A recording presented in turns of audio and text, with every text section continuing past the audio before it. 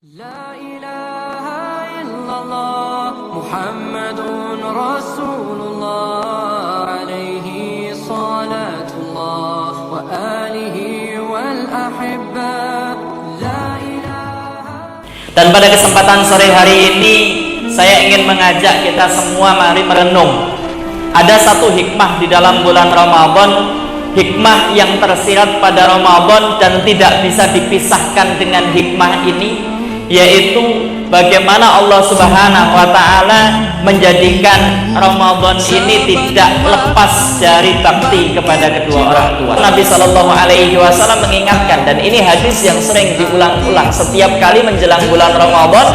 Hadis ini selalu terulang-ulang, bahkan mungkin bisa jadi sudah diulang berapa kali dalam setiap pertemuan Ramadannya ini. Dalam setiap kali pertemuan majelis taklimnya, buka bersamanya, ini nggak tahu sudah berulang berapa kali. Rasulullah Shallallahu Alaihi Wasallam ketika naik di atas mimbar, lalu kemudian beliau mengucapkan amin pada anak tangga mimbar yang pertama, lalu mengucapkan amin lagi pada anak tangga yang kedua, mengucapkan amin lagi pada anak tangga yang ketiga. Ditanya sama para sahabat, ya Rasulullah, innaka hina sa'atal mimbar qulta amin amin amin. Wahai Rasulullah, engkau ketika naik di atas mimbar mengatakan amin amin amin, ada apa ya Rasulullah? Ini yang ingin kita sampaikan pada kesempatan sore hari ini. Rasulullah mengatakan, berikan jawaban kepada para sahabatnya, sesungguhnya Jibril datang menemuiku dan mengatakan, siapa yang masuk bulan Ramadan, berlalu bulan Ramadan, dia tidak mendapatkan ampunan dari Allah, maka celakalah ia. Ia dimasukkan ke dalam neraka dan dijauhkan dari rahmatnya Allah Subhanahu wa ta'ala. Aminkanlah wahai Muhammad. Nabi Muhammad mengaminkan.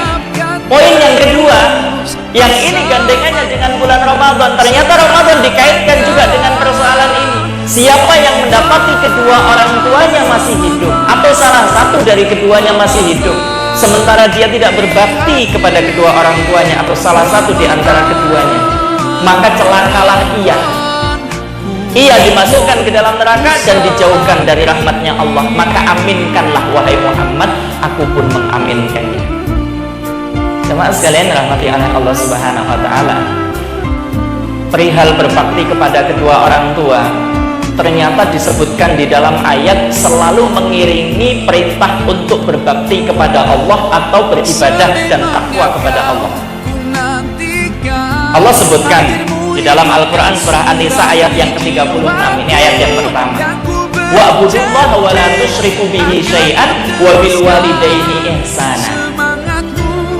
Maka sembahlah Allah dan janganlah sekali-kali kau sekutukan Allah dengan selainnya. Wa bil walidaini ihsana, dan kepada kedua orang tuamu maka berbuat baiklah. Perintah untuk berbuat baik yang mengiringi perintah untuk berbakti atau beribadah hanya kepada Allah. Ini menunjukkan sesuatu yang penting atau tidak penting, Pak? Kalau ada perintah yang diiringkan, mengiringi perintah untuk beribadah kepada Allah, ini menjadi perkara yang penting atau tidak penting? Bahkan Imam Adz-Dzahabi rahimahullah itu menyebutkan ada 3 perintah di dalam Allah yang selalu diiringi dengan 3 perkara. Dan perintah atau perkara itu tidak sah kecuali dengan melakukan perkara yang mengiringinya. Yang pertama, atiullah wa atiur rasul. Taat kepada Allah, taat kepada Rasul. Kita hanya taat saja kepada Allah, tapi nggak mau taat kepada Rasulnya, maka itu tidak sah. Sampai kedua-duanya harus ada pada diri kita, taat kepada Allah, taat kepada Rasul. Yang kedua, wa aqimus shalah wa atuz zakah. Dirikanlah salat dan tunaikanlah zakat. Orang hanya mau salatnya saja, zakatnya tidak ditunaikan, tidak bisa. Makanya Abu Bakar As-Siddiq, ya, Abu Bakar As-Siddiq di masa pemerintahannya sepeninggal Rasulullah Sallallahu Alaihi Wasallam itu diusulkan oleh Umar bin Khattab, wahai Abu Bakar As-Siddiq, sepeninggal Rasulullah ini engkau menjadi khalifah, dan sebaiknya kau ketika menjadi khalifah masa-masa ini itu susunlah saja rencana-rencana ataupun aturan-aturan bernegara, aturan-aturan kekhilafahan. Rapikan saja sistem tata negaranya. Apa jawabnya Abu Bakar As-Siddiq? Enggak.